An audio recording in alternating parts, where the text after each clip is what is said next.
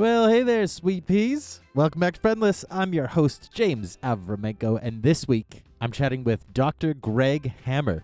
Dr. Hammer is a retired Stanford professor and physician and the author of A Mindful Teen. We discuss social pressures facing our youth today, social media perfection traps, and the benefits of a little bit of gratitude. A quick heads up, this episode does discuss suicide and self-harm, but it is a fantastic conversation that I've been really looking forward to sharing. So it's time to lean back, get comfy, set your volume at a reasonable level, and enjoy my interview with the one and only Dr. Greg Hammer here on Friendless.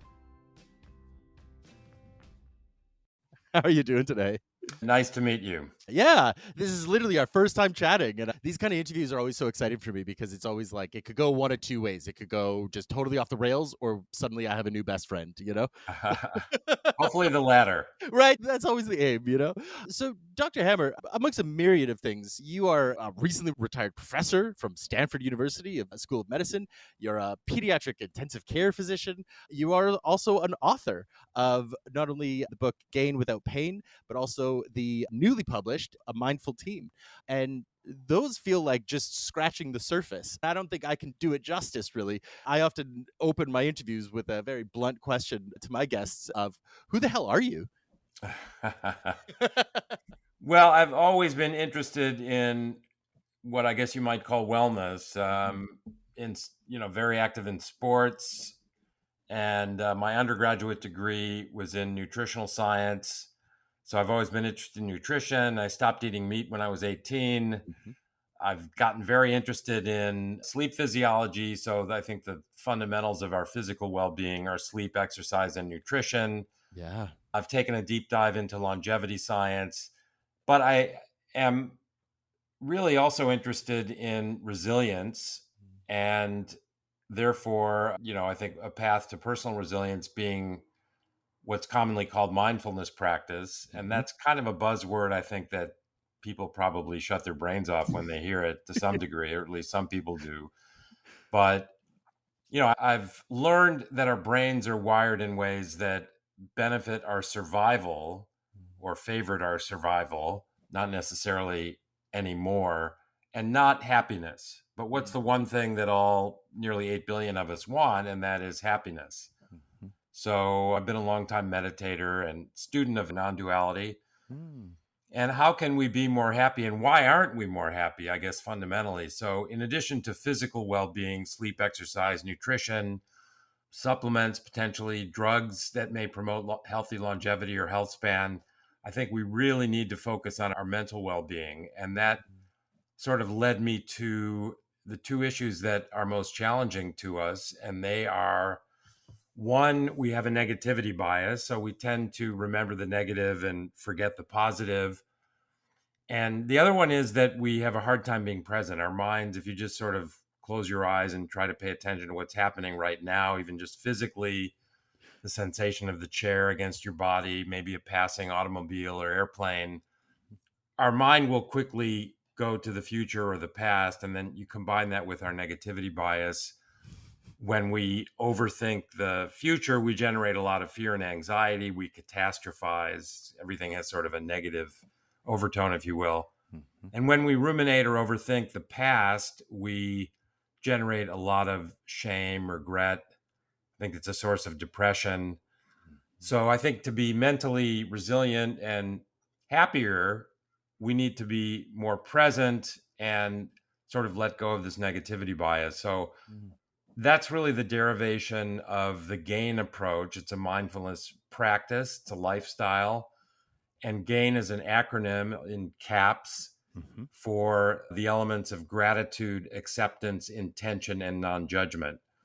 So kind of to summarize, I'm long-standing interested in physical and mental wellness, and that's why I went into medical school and continue to be very interested in those things. And the new book, A Mindful Teen, is really based on my having cared for teenagers my whole professional life, raised a couple, and just noticed what challenges they face. I have a 18-year-old and then two older kids, and teenagers right now, and the rest of us to a large extent, they are especially developing and I think are most affected by so many things that I never had to face when I was a teenager, certainly, and even Yeah. my older kids never had to face. So that's why I wanted to really kind of take a deep dive into those issues that teens face and what I would consider some at least roads to helping them, supporting them, and employing the gain method in that context. I love that. You have already opened the door to so many different threads that I want to unpack, but I know we're on a time limit, so I got to pick my words carefully here. I'm very much a man who will choose 10 words when one would suffice. So, I'll try and kind of, You should try writing a book, and then you'll get it all out, right? out with 500 pages, but your publisher will tell you have to whittle it down to 250, and that's the best way to be succinct. Right? Tell me about. Oh my god. So you were talking about the idea of resilience, and something I was just talking about the other day with someone about youth and about the pressures that they're facing. Is this idea of we often have heard this kind of idiom in the past of like, well, kids are resilient, and kids are this and that. And what we were talking about though was when you actually follow that thought, is it's they have to be because that's how that's how you survive is whatever situation you're in, you figure it out. But it almost sort of shouldn't be that way. Kids shouldn't have to be resilient. They should be shown resilience, but they shouldn't have it forced on them. And I feel like a lot of the work that you're doing here is how to sort of bridge that gap and how to open this conversation. A friend of mine was just telling me the story of their younger sibling who basically will never do anything. Like they're just this immensely boring person because they're terrified of the possibility of being filmed, having it shared, go online, suddenly go viral. So we have this whole generation that is basically self surveilling and shutting themselves down from behaviors that we would have done 10, 20 years ago without a second thought. And I guess I'm curious in your observations and in your research, you've highlighted a few different areas, and I don't think it's sort of like one is more important than the other, but things like social media, smartphones, AI, environmental crises, all these factors, political polarization, everything. Where do you begin to sort of parse out the impacts of these different factors in order to even be able to make a bit of a roadmap of how to address these things? I think the key to addressing all those challenges, and I think you mentioned several, I think smartphones certainly are a double edged sword. There are some good things about Of course. social media and access to social media being in your pocket, but there's also a lot of hazards. People with distorted images of what a human being is, this sort of Mm. idea that you have to be perfect and beautiful or handsome, etc. And there's also a lot of potential for shaming and bullying and something called sextortion, which Mm. it's a term that's relatively new to me. Yeah. I think in particular with AI has the potential to really damage a lot of young people in particular.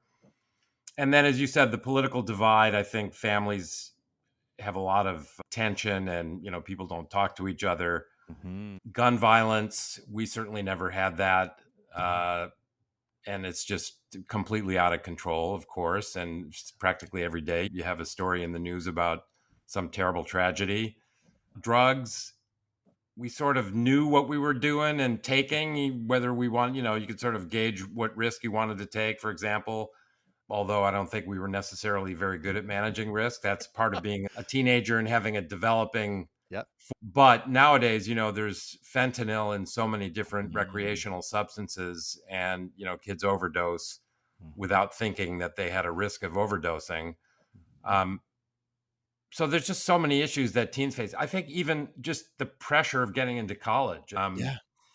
It's kind of baffling to me in a way, but I think it's much more competitive than it used to be. There's more teens applying to college than there are spaces compared to when I was applying to college. Yeah. I just know so many kids, friends of my daughter's, who had straight A's and they had lots of extracurricular activities and they maybe got into their safety school. So I just Jeez. don't quite understand that. But anyway, there's just a lot of pressure and a lot of sources of anxiety. And again, I think the solution to all these things, what they all have in common is that they're amenable to paths that lead to greater resilience. And I Mm. think that's really a matter of, I kind of whittled it down to the four elements of gain. I think Mhm. learning to be grateful.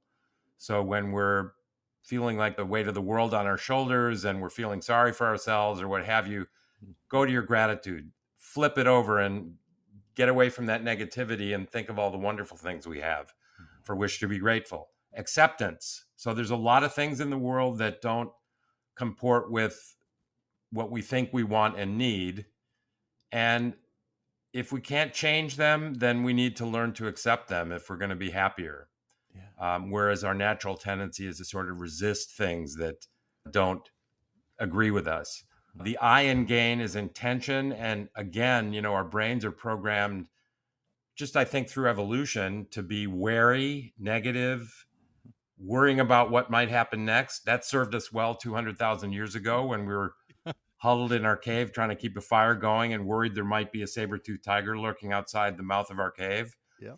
The genes and epigenes that coded for wariness led to greater survival, perhaps the ability to have more offspring. And so these genes and epigenetic factors were favored from an evolutionary standpoint. And therefore, here we are 200,000 years later, stuck with those traits that no longer really serve us well. Yeah.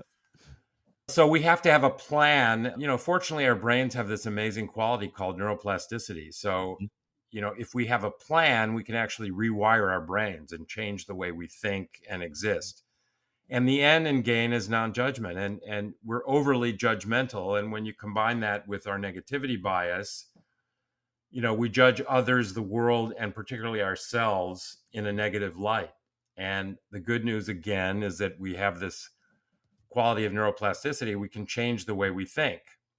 So we do our gain meditation in the morning, and I've designed that to be a 3-minute practice.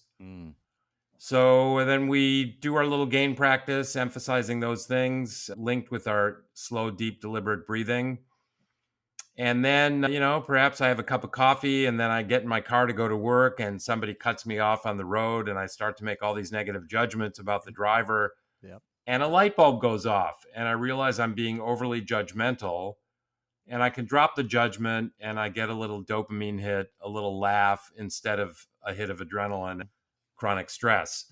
So I think that what we can embody in terms of helping our teens is this approach, this sort of easy to learn and practice approach to life that serves us well by being more grateful, accepting, intentional, and less judgmental. And, we can't just tell our teenagers what to do. We have to show them by what we do. And they're watching us and they're quite good at picking up on our behaviors. So if we embrace these practices, we can help teach our teens, and this will help them become more resilient in the face of those challenges that we discussed. Yeah. Isn't that the case too, though? Didn't you just nail it, of the idea of like, when you tell a child something, do something, but you don't do it, immediately you're creating this kind of conflict within them where they're like, well, you're not doing it, so why should I? Especially when you get into the teen years where they're learning independence and they're starting to push back and they're starting to form who they actually are and how they're going to show up in the world. I mean, if we tell them you should be more grateful because look at all the wonderful things we have, the friends and family and all the love and good relationships and a roof over our head and food on the table and running water and so on, that some less fortunate people in the world don't have. Let's remember that.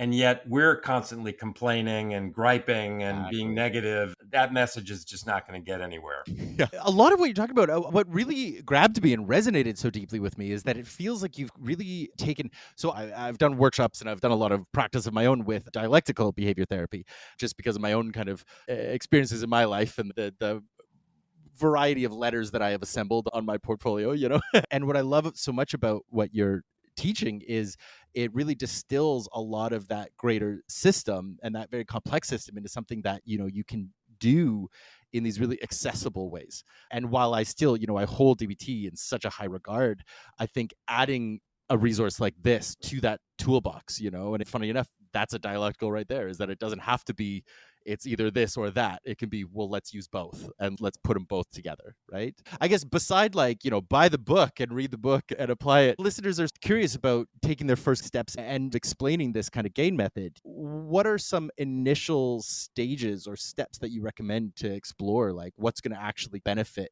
me and my personal progress? Well, I would recommend that people learn and regularly have a practice. Mm. Again, we learn through repetition in small increments, baby steps, small bites, however you want to Yeah. think about it.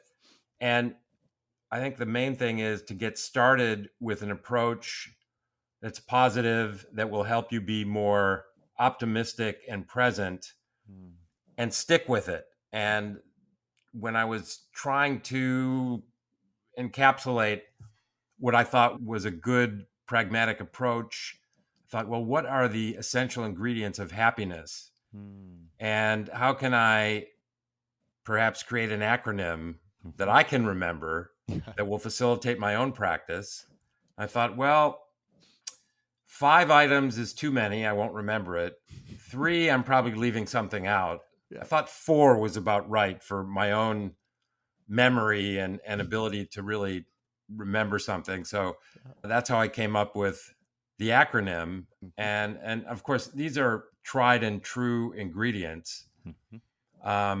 Having a gratitude practice is well Mm. described and very common. Many people will journal. Mhm. I'm not a journaler. I've tried it. Tried having a book by my bed, my end table, and perhaps writing down my dreams when I woke up and things like that. That doesn't endure. But even if you just mentally picture that for which you're grateful, it's Mm. of benefit. There's a big study that's been going on. I'm not 100% sure it's still ongoing, but we started at Duke University. It's called Three Good Things. Mm. And essentially, the nuts and bolts are that just by acknowledging 3 things that went well during the day before you go to sleep, Mm. and this practice doesn't take any time. You can do it while you're turning down the bed linens, for example. Today I took my dogs for a walk. It was a beautiful day and got fresh air, and it was just watching them brings me joy. Yeah. 2, I had a wonderful lunch with a friend. 3, I was on this terrific podcast. Yeah. Yeah. And you could stop there. Just Yeah. 3 good things that happened during the day. When you do that regularly, it actually improves your quality of sleep and improves your quality of life. Yeah. These are survey Mhm. studies, where people fill out their own well-being surveys that have been well vetted and documented. But simply just thinking of 3 good things, it's a gratitude practice. Mhm. So I think gratitude is intrinsic to happiness. Yeah. So just doing that, I think, Yeah. get started. Do it every evening before you go to sleep. Yeah. Remember to do it. Put it in your calendar, set an alarm, what have you. Yeah. That will help you get some traction. I think just getting started is important. And but then, as you go along, I think adding the other elements. The gain practice is really meant to be a 3-minute meditation, and so I can kind of walk you through it. I think Yeah. just getting started and embracing a practice that you'll stick with. Mm. Mhm. It's like exercising, for example. You go to the gym, you have a routine. Mhm. You'll do a dozen different exercises, 3 sets of each one. You have an organized way of doing it. Mhm. You do it every time you go. You have the goal of going 3 times a week. Um, this is the kind of routinized endeavor that I think will help us succeed. Mhm. So in the gain practice, I tell my trainees, set your alarm 3 minutes earlier than you normally would. So if you're going to get up Mm. at 5:30 in the morning, and I know that sounds ungodly, but that's my world and working in the operating room, the intensive care unit, Yeah. especially for the trainees, they've got to go set the room up or make Right. rounds before we all make rounds as a group. Yeah. Anyway, if you're going to get up at 5:30, set your alarm for 5:27. So you kind Mm. of set your attention the night before. Mhm. And you wake up, you open the blinds, do your morning hygiene thing, find a comfortable place to sit, close your eyes, and first focus on the breath. I think the breath is intrinsic to pretty much every form of meditation, if you will. And there's so many physiologic benefits. It actually activates the vagus nerve, it slows our heart rate, lowers our blood pressure, gives us a sense of calm just by breathing slowly, deeply, and deliberately. So we breathe in to a count of 3 through the nose, fill our chest and abdomen, pause to a count of 3, and then just let the breath go without effort to a count of 4. Mm. And do that a couple of times. And if each count is 1 second, 3 and 4 is 10. So you're breathing 6 times a minute. Yeah. That's perfect. So you do that, and then you just do a self-guided tour. You start with things for which you're grateful. It can be, I'm gainfully employed. I've got a roof over my head. I love my dog. I have a great partner, what have you. And you do this while you continue to breathe slowly, deeply, and deliberately. And then you transition to the A in gain, which is acceptance. So I think it's important to learn how to live with the things that cause us discomfort. So imagine something even painful. I lost my son at the age of 29, 8 years ago. And so I often have that just come into my mind, my focus. And as I'm doing my slow, deep, deliberate breathing, I picture my son and the pain of his passing. And I imagine opening my chest, opening my heart, bringing this feeling into my heart and just supporting it, nurturing it, breathing with it, relaxing my body into it. We can ask ourselves the question at some point, can I live with this pain forever? And the answer is eventually yes, I can. I've accepted it. We transition then in our mind during this process to intention. And we might just say, my intention is to be present for 5 seconds or 10 seconds. So just experience the pressure of the chair against my body, the sound of a passing airplane or automobile, or the sound of the air coming through the vents, what have you. And, your mind will tend to wander, but just bring it back to those sensations for a brief period of time, 5 seconds this week, 10 seconds next week, etc. And then with the deep breathing, transition to the N in gain, which is non-judgment. And a tool that I often recommend is imagine a picture of the Earth, an image of the Earth apparently suspended in space, one of these beautiful NASA images. And the Earth is a lovely planet, but it doesn't possess the qualities of goodness or badness. There's no judgment. It just is. It's just what it is, exactly. And therefore, it's logical for me to believe that I, too, am just the person that I am. And we are doing this slow, deep, deliberate breathing and just imagining this I amness. And maybe just repeat silently, I am. And we link that to our deep breathing, and then we just focus on the breath, and then we slowly open our eyes and we're ready to go out in the world. And that can take 3 or 4 or 5 minutes. Yeah. And what happens is that then when we're being ungrateful or resisting or lapsing into the old ways of thinking and being, a light bulb goes off and we can have a little laugh to ourselves and redirect our thoughts and attention to being grateful again or accepting. So it's, analogous to just going to the gym and having your routine. Just make it part of your day, brushing your teeth, doing your other hygienic maneuvers, etc. And I think that really, to me, has just transformed the way I think and the way I interact with the world, others, and myself. And, so there it is. And I think that can help us cope with all of these things. Yeah. The politics, the terrible tragedies happening around the world, et cetera, et cetera. Yeah.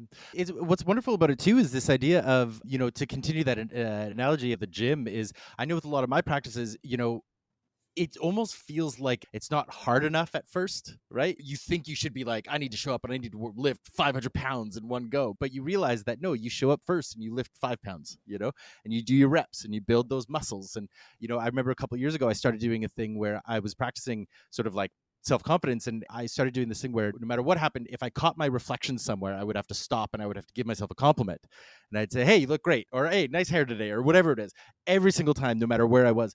And for a long time it felt really goofy and it felt really silly and it was hard and I felt kind of embarrassed and resistant. But then the more I did it, the more I made myself do it, the easier it got, and then the more integrated and embodied those feelings became, and there was just less resistance to just feeling good about myself. And what I I love like about that. That's a beautiful practice, actually. yeah, it's really nice. And I continue to do it still to this day because it's just this easy little thing. But I think what you're talking about is built in that same modality. And I really appreciate it because it's accessible.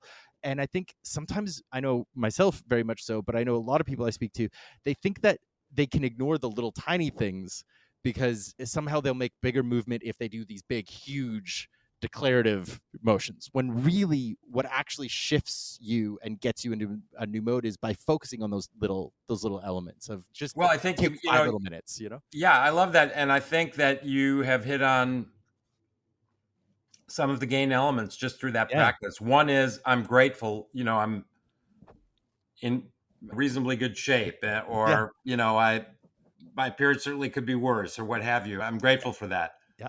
and I'm gain non-judgment. Like Exactly. we have a negativity bias. Mhm. We judge others, the world, and ourselves negatively. Mm. Sort of that's our innate tendency, and Mm. particularly I think we're hard on ourselves, and that's the Big most time. difficult thing to overcome, because I remember all the negative things that happened during my medical career. Do I Exactly. remember all the lives that I may have saved, etc.? Not really. Yeah. What I remember are the bad outcomes, Yeah. and if I'd done something differently, even 5 or 10 minutes Yeah. beforehand, I may have changed the outcome to something better. Mhm. So when you look at yourself, your image in a reflection, and you say, it's good, it's Yeah. positive, Yeah. you're basically rewiring the way you think away from this negative self-judgment. Just that simple little practice, you've embodied gratitude, acceptance, if you Mhm. will, intention, because you've set your mind at doing this practice and now Mhm. you're doing it, and non-judgment. Yeah. You've bent the curve away from Mm. being so harshly self-judgmental and negative. Yeah. Even as small an item as that is, Yeah. you're taking advantage of your brain's ability to adapt and change the way you think, and it makes a Exactly. big difference. It really does. And that all of this kind of leads me towards, I know your new book, it talks about a myriad of things, but it really talks about how to sort of connect with teens about mental health and about some of the pressures that they are facing. What I find really resonant about it is that it's not necessarily a book written for teens to read so much as it's written for people to help teens. And I think that that's a really powerful message. A big thing that came up in our emails back and forth in setting up the interview was around the topic of suicide. And, I realize this is a bit of a leap in, but in a lot of ways, I like to kind of just go 2 feet forward and 2 feet first in these topics, because as you talk about in the book, suicide still continues to be this really deeply taboo topic. And a lot of people really struggle to discuss it and to kind of work with it in the same way that you're discussing working with any emotion. It's an element of something that is, to me, inherently benign, but we make it hard because we don't talk about it. And I guess to begin with, centered around this book, where do you see us beginning the sort of destigmatization conversation? And how do you see that correlating with prevention of escalating to potential suicidality? Well, that's a good question. I guess we're approaching the end of National Suicide Yeah, Prevention Month, and the suicide hotline, by the way, for anybody who's got serious thoughts of suicide, is 988, and there are many others. But um, no, I think that depression is so common, and it's a spectrum, of course. I think for people with serious life-changing depression, they definitely are well advised to seek professional help, for sure. of course. But for the rest of us, I think it, almost all of us, certainly myself included, have periods of sadness, the winter blues, if you will, Yeah, the sads. Yeah, but also just this negativity bias. And I think that does lead to depression and this negative self-talk, self-judgment, etc. So it's very common. And I think the first thing is we might all recognize that this is not our dirty little secret, mm-hmm.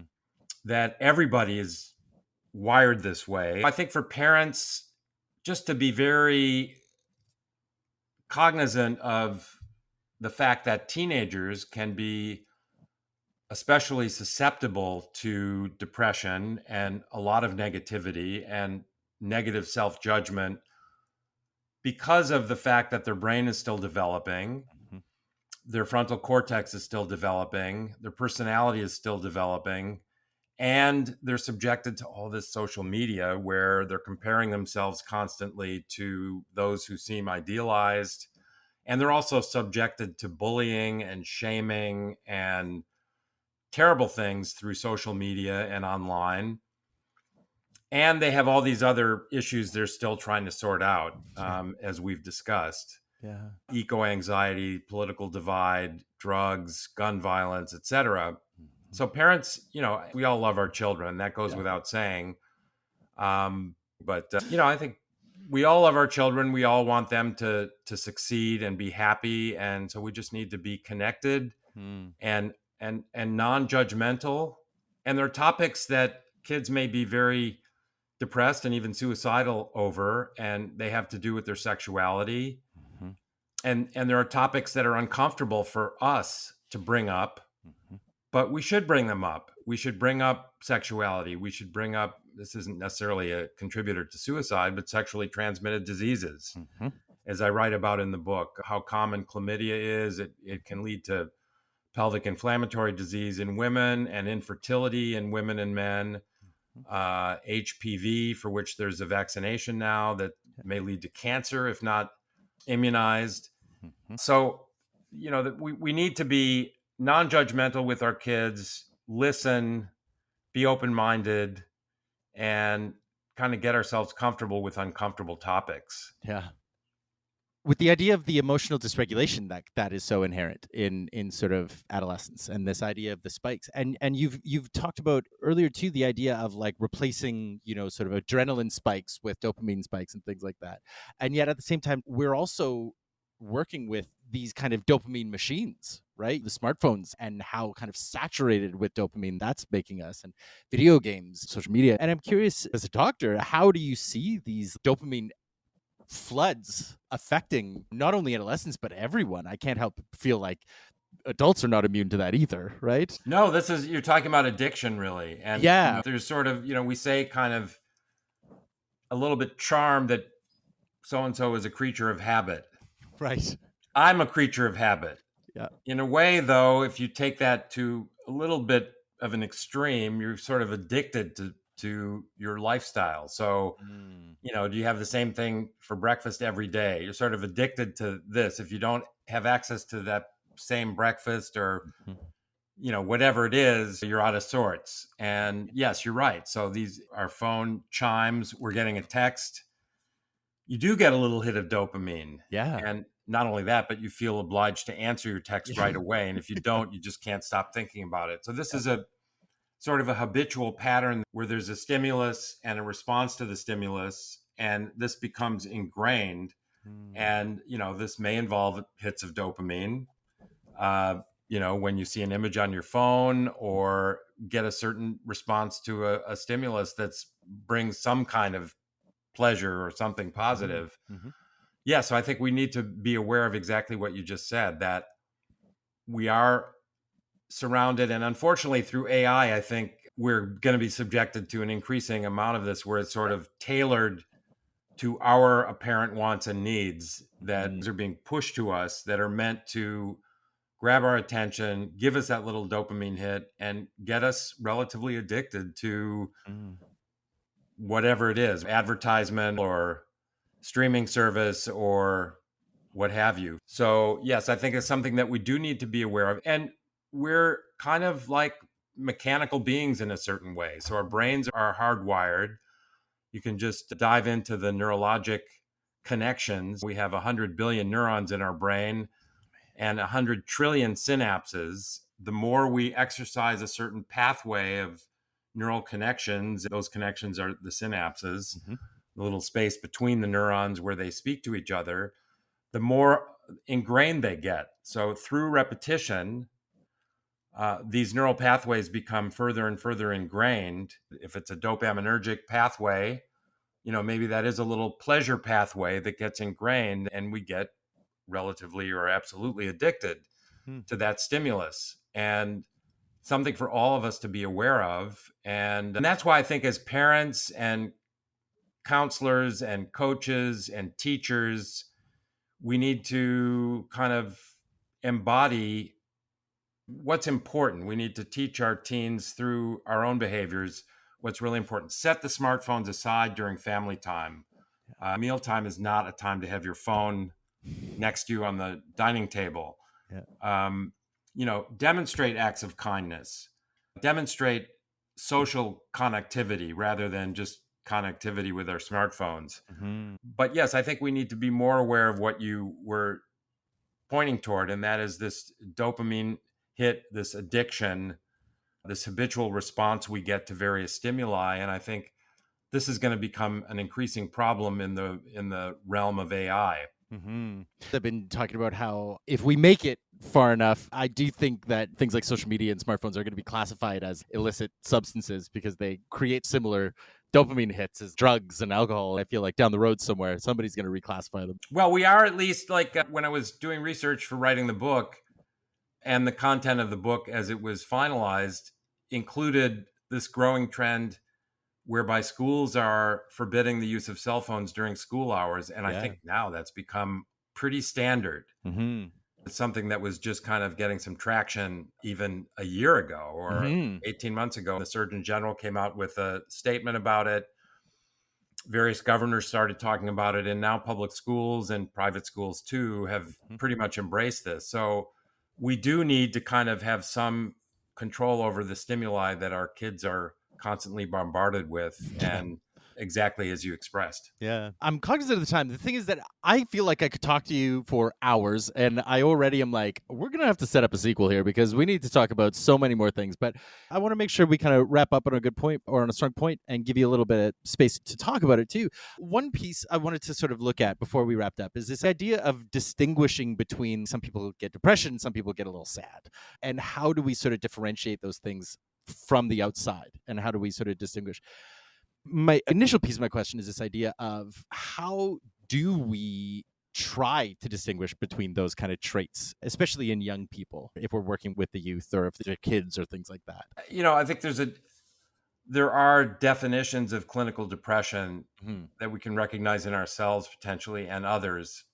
They have to do with inadequate inability to sleep or excessive sleep, changes in appetite, like at one extreme or the other, overeating and also loss of appetite. Kids get withdrawn. So, if a teenager is the victim of some kind of social media scam or shaming, um, um, they may be withdrawn. They may just go to the room and close the door. Their friends sort of drop off one by one.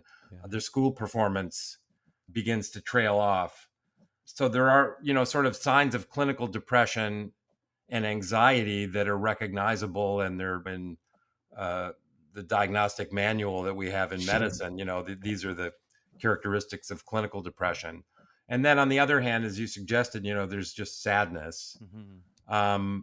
without those other signs. So I think that parents need to be, and teachers Mm-hmm. need to be, and want to be very clued in to observing their teen and discussing it with them. Again, maybe an uncomfortable topic, but really checking in, and talk to their teachers, talk to their coaches, and see how their performance is in school, maybe on the play field and academically. It's just, you hear these stories of kids who commit suicide and their parents are just totally shocked. Yeah. I'm certainly not judging anybody. It's remarkable, though, how, and you read about these stories where there's gun violence also. Somebody, there's like a mass shooting in a school, and everybody who knows the perpetrator is just shocked because this seemed like a normal kid, a happy kid, what have you. I just think that there must be telltale signs. So we just really need to pay attention, uh, connect with teachers and coaches and social workers at school, and talk to your kids. And this is obviously not rocket science. I'm not telling you anything you don't know already, but and I guess the take home message that we can still be surprised Yeah. by our kids' behavior, and self-harm, violence against others, etc. It just can seem to come out of nowhere, but obviously we can do our best to be plugged in with our kids. I think that idea of, you had even mentioned it earlier. This you had said, we love our kids. That goes without saying. And I was almost going to be like, but it should still be said, right? More than that, I think it needs to be shown, right? The idea, coming back to the idea of like love is a verb, right? And so like participating and behaving with love, right? Building out from there, I guess, just as a way to sort of bring things to a close. So something I often try to sort of explore on the show is this idea of, you even talked about it, the idea of like, hope and sort of like not just turning to the negative bias of the future. And something I try to highlight with guests is this idea of like, what is something that kind of is giving you hope for the future, especially because things can feel so dark and heavy and grim right now, So I'm curious, from the lens of your research and the work that you're doing, what's something that kind of gives you hope about the youth that are coming up today and where they're going? I have a daughter who just started college, and I got to know several of her friends pretty well. And what gives me hope is how, despite all of these challenges that they face that are relatively unique to this generation of teenagers, and we didn't even talk about COVID and Well, and the yeah. ramifications that Yeah. kids suffered from that. Yeah. But what gives me hope is just the resilience that I do see among them, how they are remarkable young beings. There's something in the fabric of being a human being that allows for hope, Hmm. because we are pretty remarkable creatures. And I think when you see teens thriving despite all of these challenges, it does give us hope. And I think sometimes we just have to remind ourselves of that too, Yeah. in addition to concentrating on how we can nurture all those characteristics. But yes, I think kids are remarkable, Yeah. and there is a reason to be hopeful and optimistic despite all of the negativity. Yeah. Dr. Greg Hammer, what a pleasure it's been to chat with you. Like I say, I've got a million more questions for you, but I know we got to wrap things up. So first of all, I just want to say thank you so much for being on the show with me, but I'm curious, where would you like to kind of point listeners to next? Where would you like them to find you? There's lots of places you can just Yeah. Google my name and find the book, A Mindful Teen. It's also on Amazon and Barnes and Noble and elsewhere. And it'll be in My the show notes for this episode as well. There's the website for the book is amindfulteen.com. My website is greghammermd.com. I'm on Instagram, greghammermd.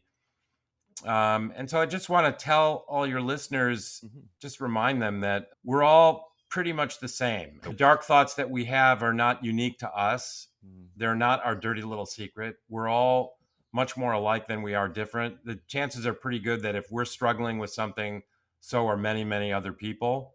Mhm. And don't be overly hard on yourself. Yeah. That's the thing that I'm working on. Yeah. That's my lingering challenge myself. But we're all in this together. We're Yeah. all brothers and sisters. We're all made of the same stuff. Yeah. Let's kind of celebrate that. Yeah, I love that. What very last thing, real quickly, I love to try and leave my listeners with one actionable thing they could try doing this week. I often frame it around like what's something they could do to be a more effective friend, either to themselves or their community, but we could open it up to wherever you like to go with it. I'm curious, what's one thing listeners could try this week to kind of be more effective to themselves or to their community? Well, we talked about the gain practice, but we Yeah. talked about three good things. So maybe Mm, for this week, think of three good things that in your day before you go to fabulous. sleep tonight, and do that every day for a week. Doesn't take much to start bending the curve and changing the way those neurons are firing and communicating with each other. And again, baby steps, but try the three good things practice and see how simple it is and see what the effects are. Because I think gratitude is a miraculous thing to embrace. It really, really is. Well, at least one of my good things was chatting with you today, Doctor. So thank you so Likewise, much. And yeah, have a wonderful day. likewise, truly my pleasure. It's-